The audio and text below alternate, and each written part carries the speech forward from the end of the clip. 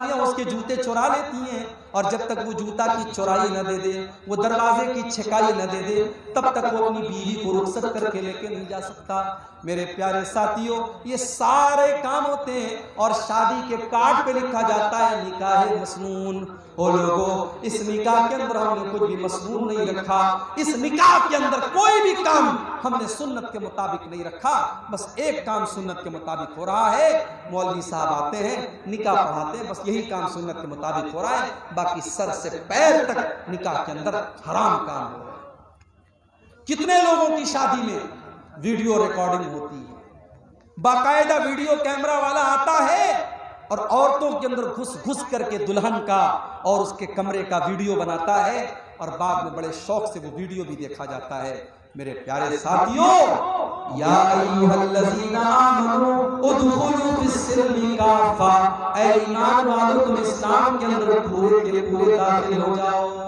اگر آپ پورے کے پورے مسلمان ہیں تو آپ شادی بیاہ میں بھی مسلمان بنیے، صرف نماز میں مسلمان بننے سے کام نہیں چلے گا، شادی بیاہ میں بھی آپ کو مسلمان بننا ہے۔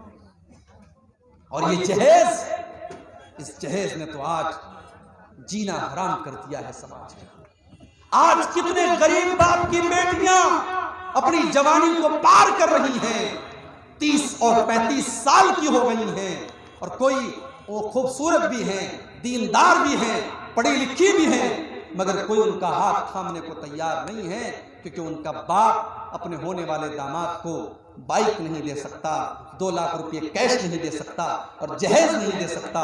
میرے پیارے ساتھیوں، اس جہیز کی رسم نے آج کتنے غریبوں کی بیٹیوں کو اپنے قدم حرام راستے کی طرف لے کے جانے پر مجبور کیا ہے، اور کتنی جوان بیٹیوں کی جوانی ڈھل گئی، اور کتنے گھروں میں بدکاری ہو گئی، اور کتنے باپوں نے خودکشی کر لی اور بیٹیوں نے خودکشی کر لی، مگر ہماری آنکھیں نہیں کھلتی، اور ہم اس رسم سے پیچھا چھوڑانے کو تیار نہیں ہیں، کیونکہ لالچ بھرا ہوا ہے دل کے اندر، اور نکاح کے ذریعے ہم یہ چاہتے ہیں کہ ہم اپنے بیٹے کا سودا کر لیں، اور شادی کے ذریعے ہم پیسہ کما لیں۔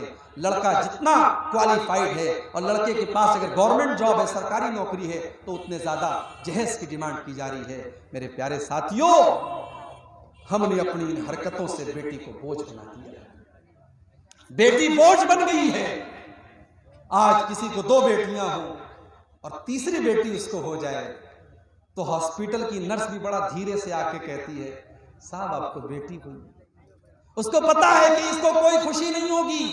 ہاں، بیٹا اگر ہوا ہے تو ہاسپٹل کی نرس بھی آ کر کے کہے گی کہ ہمیں مٹھائی کھلائیے، ہمیں نذرانہ دیجئے، کیونکہ بیٹا ہوا ہے تو کما کے لائے گا، اور بیٹی ہوئی ہے تو اس کو جہیز دینا پڑے گا۔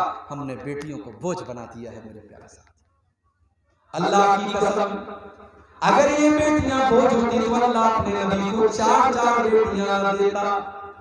میرے نبی کو اللہ نے 4 بیٹیوں سے نوازا۔ سب سے بڑی بیٹی کا نام زینب تھا، ان کی شادی ابو العاص ابن ربیع سے ہوتی ہے۔ دوسرے نمبر کی بیٹی کا نام ام کلثوم ہے، ان کا نکاح حضرت عثمان غنی کے ساتھ ہوتا ہے۔ تیسری بیٹی کا نام رقیہ ہے، ان کا نکاح بھی حضرت عثمان غنی کے ساتھ ہوتا ہے۔ پہلے رقیہ کا نکاح ہوتا ہے، جب ان کا انتقال ہو جاتا ہے تب ام کلثوم کا نکاح ہوتا ہے۔ ایک آدمی کے نکاح میں 2 سگی بہنیں ایک ساتھ نہیں رہ سکتی۔ ہاں، ایک بہن کا انتقال ہو جائے تو وہ اپنی سالی سے شادی کر سکتا ہے، لیکن ایک ساتھ 2 بہنوں سے شادی کرنا اسلام میں حرام ہے۔ اور چوتھی بیٹی اللہ کے نبی کی، جو سب سے چھوٹی اور سب سے لاڈلی بیٹی ہے، اس کا نکاح ہوتا ہے حضرت فاطمہ کے ساتھ۔ اگر بیٹیاں کلنک ہوتی اور بیٹیاں بوجھ ہوتی تو اللہ اپنے نبی کو 4 بیٹیاں نہ دیتا۔ میرے بھائیوں، اس جہیز کی رسم نے آج بیٹیوں کو بوجھ بنا دیا۔ آج ہمیں پورا مسلمان ہونے کی ضرورت ہے۔ آج ہمیں اپنے شادی بیاہ کے سسٹم کو بھی سدھارنے کی ضرورت ہے۔ آئیے پھر سے ہم اسی آیت کی طرف بڑھتے ہیں۔ قرآن کریم کے دوسرے پارے کی آیت ہے، یا ایھا الذین آمنوا ادخلوا فی السلم کافہ، اے ایمان والو تم اسلام کے اندر پورے کے پورے داخل ہو جاؤ۔ اخلاق کیسا ہے ہمارا؟ اخلاق کیسا ہے ہمارا؟ لوگوں کے ساتھ ہمارا ویوہار کیسا ہے؟ لوگوں کے ساتھ ہمارا سلوک کیسا ہے؟ نمازی تو ہیں ہم 5 ٹائم، مگر ہمارا پڑوسی ہم سے پریشان ہے، گاؤں والے ہم سے پریشان ہیں، ہماری زبان سے پریشان ہیں۔ اگر آپ کا اخلاق اچھا نہیں ہے تو آپ کی نماز کل قیامت کے دن آپ کے منہ کے اوپر مار دی جائے گی۔ اللہ کے نبی فرماتے ہیں ما من شیء یوضع فی المیزان یثقل من حسن الخلق، قیامت کے دن انسان کے نام اعمال میں سب سے وزندار چیز اگر کوئی ہوگی تو اس کے اچھے اخلاق ہوں گے۔ ہمارے نبی کا اخلاق دیکھو، ہمارے نبی کا اخلاق دیکھو۔ آپ نے کبھی اپنی ذات کے لیے کسی سے بدلہ نہیں لیا، کسی سے انتقام نہیں لیا، اپنے خون کے دشمنوں کو بھی آپ نے معاف کر دیا۔ جب مکہ فتح ہوا اور آپ کے وہ دشمن جنہوں نے نماز کی حالت میں آپ کے اوپر گندگی ڈالی تھی، جنہوں نے آپ کو مکہ سے نکالا تھا، جنہوں نے آپ کو بہت طریقے کی تکلیفیں دی تھی، آج وہ سب کے سب لائن سے کھڑے ہیں۔ اللہ کے نبی پوچھتے ہیں بتاؤ تمہیں مجھ سے کیا امید ہے؟